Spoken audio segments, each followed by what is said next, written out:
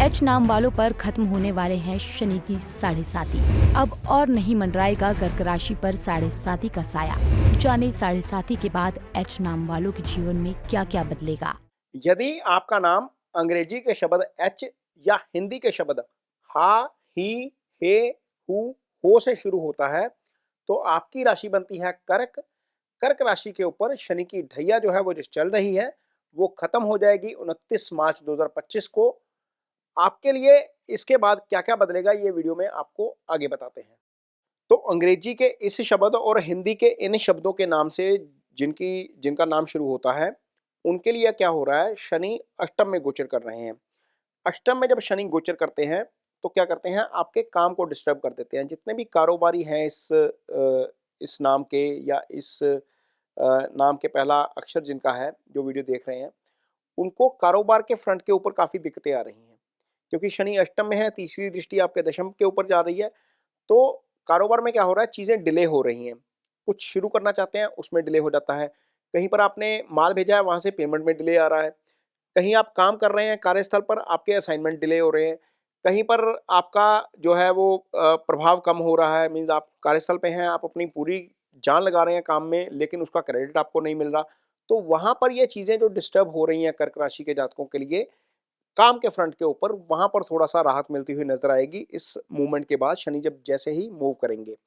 कुछ लोग ऐसे हैं जिनको कुटुंब से समस्या आ रही है, पारिवारिक समस्या आ रही है क्योंकि शनि दूसरे भाव को देख रहे हैं, ये धन भाव भी होता है, यहाँ से धन की हानि भी हो रही है। चूँकि कारोबार में दिक्कत है या नौकरी में दिक्कत है, तो निश्चित तौर पर धन के ऊपर प्रभाव इसका आता ही आता है, तो धन की हानि हो रही है। कुछ लोगों को ऐसी भी समस्या हुई है कि ईटिंग हैबिट्स बिगड़ गई इस गोचर के दौरान, वो थोड़ी-सी सेट होती हुई नज़र आएँगी। अब शनि जैसे ही आगे निकलेंगे, तो आपका सेकंड हाउस थोड़ा-सा राहत में आएगा। धन भाव होता है सेकंड हाउस, आपकी ईटिंग हैबिट का भाव होता है, कुटुंब भाव होता है। यदि हम मेडिकल एस्ट्रोलॉजी के पर्सपेक्टिव से देखें तो दाँत का विचार यहाँ से किया जाता है, आपकी राइट आई का विचार यहाँ से किया जाता है। तो बॉडी के हिसाब से देखें तो यहाँ पर दिक्कतें जो आ रही हैं वो प्रॉब्लम जो है वो कम होगी। या शनि चूँकि अष्टम से गोचर कर रहे हैं, कुछ लोगों को लोअर बैक का इश्यू आ गया होगा, कुछ लोगों को यूरिनल इश्यू आया होगा, तो वो सारी चीज़ें जब शनि आगे निकल जाएँगे तो वो थोड़ी-सी जो है वो राहत उससे मिलती हुई नज़र आएगी आपको। शनि वैसे भी इस नाम के जितने भी जातक हैं उनके लिए मारक स्थानों के स्वामी हो जाते हैं। ये अच्छे भावों के स्वामी नहीं होते, अपनी दिशाओं में भी शनि इन नाम के जातकों के लिए अच्छा फल नहीं करते। तो शनि जब यहाँ पर बैठते हैं तो 5th को देखते हैं, चूँकि अच्छे गोचर में नहीं है, अष्टम में है तो 5th को प्रभावित कर गए। 5th आपका बुद्धि विवेक होता है, कुछ फैसले आपने पिछले 2 ढाई साल में ऐसे किए हैं जिसका शायद आपको आज भी अफ़सोस हो रहा होगा क्योंकि बुद्धि विवेक का भाव जो है वो शनि के प्रभाव में था। ग्रह कुछ नहीं करता, ग्रह आपकी मति भ्रष्ट कर देते हैं। तो जब मति भ्रष्ट होती है या हमारा समय सही नहीं होता, तो हम ऐसे फैसले ले जाते हैं जिसके लिए हमें बाद में पछतावा होता है। तो यहाँ जो 5th हाउस के ऊपर शनि की दृष्टि है, कुछ जातकों के लिए ऐसी भी स्थिति पैदा हुई कि गलत फैसले लिए गए और इंटेंशनली नहीं लिए गए क्योंकि ग्रह स्थिति ऐसी थी कि उसमें फैसले कुछ हो गए। तो वो चीज़ें अब थोड़ी-सी आगे जाकर नहीं होंगी। संतान पक्ष से हो सकता है कि आपको अब अच्छी खबरें आनी शुरू हों या जिनको संतान का इंतज़ार है, जो संतान के लिए कोशिश कर रहे हैं लेकिन हो नहीं रहा, वहाँ पर चीज़ें हो सकता है कि थोड़ी-सी अब बेटर होनी शुरू हो जाएँ।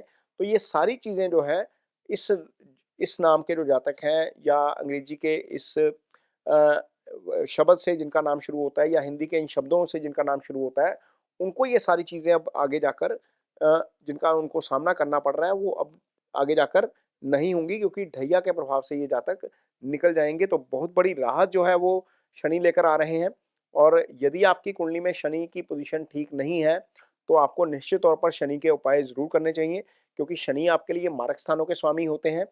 मारक स्थान मैं इसलिए बोल रहा हूँ क्योंकि सप्तम मारक स्थान होता है, अष्टम आयु स्थान होता है। शनि दोनों भावों के स्वामी हो जाते हैं आपके लिए। तो आपको करना क्या है, शनिवार के दिन ओम शं शनिश्चराय नमः का जप कर सकते हैं। ये शाम के समय करिए। आप 1 माला कर सकते हैं तो 1 माला करिए, 10 माला कर सकते हैं तो 10 माला करिए। इसके अलावा शनि का डोनेशन कर सकते हैं। काली उड़द की दाल का डोनेशन किया जा सकता है, काले तिल का डोनेशन किया जा सकता है, लोहे का दान किया जा सकता है, काले फूलों का डोनेशन किया जा सकता है। बहुत सारे डोनेशन होते हैं शनि के, जो आप कर सकते हैं और शनि का दान हमेशा शाम के समय करना है। अपना नाम बोलकर, अपना नक्षत्र बोलकर, अपनी राशि बोलकर और संकल्प लेकर ही दान करिए।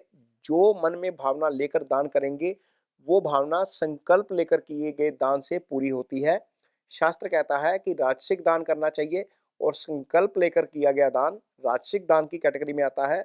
अदरवाइज जो हम वैसे डोनेशन कर देते हैं, अपनी खुशी से कहीं पर जाकर डोनेट करते हैं, वो हमारा सात्विक दान होता है। जो हम एरोगेंस में डोनेशन करते हैं, कहीं हम अपनी कई बार हमें अहंकार बहुत आ जाता है, पैसा बहुत आ जाता है, तो उस स्थिति में जो हम दान करते हैं वो हमारा जो है वो तामसिक दान में आता है, वो उसका फल अच्छा नहीं होता। तो हमेशा जब भी दान करें, राजसिक दान करें, संकल्प लेकर करें, उसका निश्चित तौर पर आपको फ़ायदा ज़्यादा होता है मटेरियलिस्टिक वर्ल्ड में। अदरवाइज़ यदि आप सात्विक दान भी करते हैं तो उसका आपको इस जन्म में भी फ़ायदा होता है और अगले जन्म में भी आपका उससे भला होता है। ये वीडियो आपको कैसा लगा इस पर कमेंट बॉक्स में अपनी राय ज़रूर दीजिए। यदि ये वीडियो अच्छा लगे तो इसे शेयर ज़रूर करिए, पेज को सब्सक्राइब ज़रूर करिए। इसके साथ ही मुझे दीजिए इजाज़त। नमस्कार।